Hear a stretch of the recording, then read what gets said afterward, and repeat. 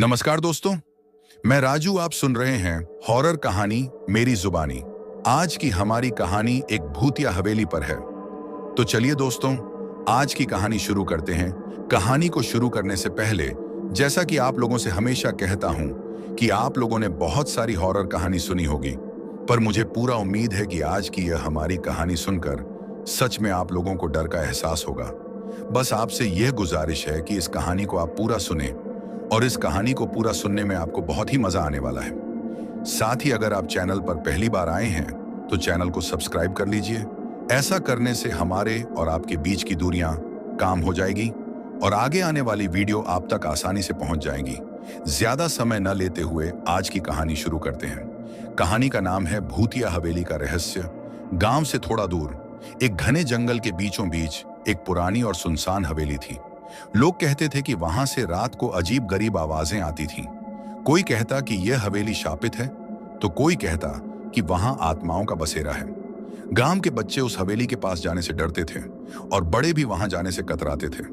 राघव एक युवा पत्रकार जो रहस्यों को सुलझाने में दिलचस्पी रखता है। निधि राघव के बचपन की दोस्त और एक प्राचीन इतिहास की शोधकर्ता भी थी दादी, जिसका नाम शांति देवी गांव की बुजुर्ग महिला जो हवेली से जुड़े कई राज जानती है। मनोहर सिंह हवेली का चौकीदार जो वहां रात रात भर पहरा देता है। काली बिल्ली एक रहस्यमयी बिल्ली जो हर घटना में दिखती है। राघव अपने अखबार के लिए एक रिपोर्ट तैयार कर रहा था।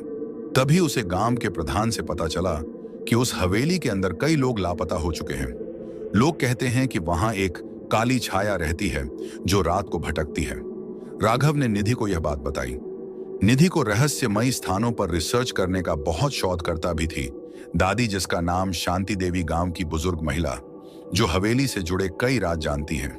मनोहर सिंह हवेली का चौकीदार जो वहां रात रात भर पहरा देता है। काली बिल्ली एक रहस्यमयी बिल्ली जो हर घटना में दिखती है। राघव अपने अखबार के लिए एक रिपोर्ट तैयार कर रहा था। तभी उसे गांव के प्रधान से पता चला कि उस हवेली के अंदर कई लोग लापता हो चुके हैं। लोग कहते हैं कि वहां एक काली छाया रहती है जो रात को भटकती है। राघव ने निधि को यह बात बताई।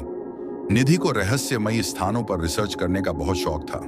दोनों ने तय किया कि वे उस हवेली के रहस्य को सुलझाने के लिए वहां जाएंगे। जब राघव और निधि हवेली के पास पहुंचे तो वहां की ठंडी हवा और गहरी रात अंधेरा उनके रोंगटे खड़े कर रहा था। हवेली के टूटे हुए दरवाजे और खिड़कियां किसी डरावने सपने जैसा माहौल बना रहे थे। दरवाजे पर बैठी एक काली बिल्ली उन्हें घूर रही थी।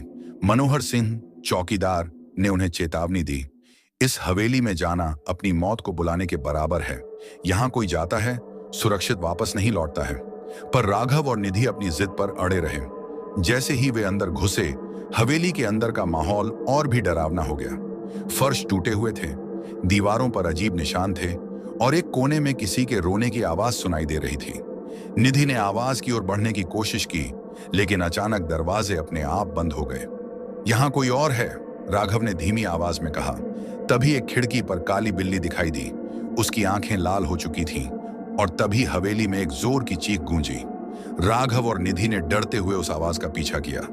वे जैसे ही एक पुराने कमरे में पहुंचे, वहां एक पुरानी तस्वीर दिखी। तस्वीर में एक परिवार था, लेकिन परिवार के हर सदस्य की आंखें तस्वीर में काली कर दी गई थीं। अचानक उस कमरे का दरवाजा अपने आप बंद हो गए। यहां कोई और है, राघव ने धीमी आवाज में कहा। तभी एक खिड़की पर काली बिल्ली दिखाई दी। उसकी आंखें लाल हो चुकी थीं और तभी हवेली में एक जोर की चीख गूंजी। राघव और निधि ने डरते हुए उस आवाज का पीछा किया। वे जैसे ही एक पुराने कमरे में पहुंचे, वहां एक पुरानी तस्वीर दिखी। तस्वीर में एक परिवार था, लेकिन परिवार के हर सदस्य की आंखें तस्वीर में काली कर दी गई थीं। अचानक उस कमरे का दरवाजा अपने आप बंद हो गया। क्या राघव और निधि इस रहस्य से बच पाएंगे? तस्वीर का परिवार कौन था? हवेली की काली छाया का राज क्या है? और आगे की कहानी अगले एपिसोड में। तब तक के लिए धन्यवाद।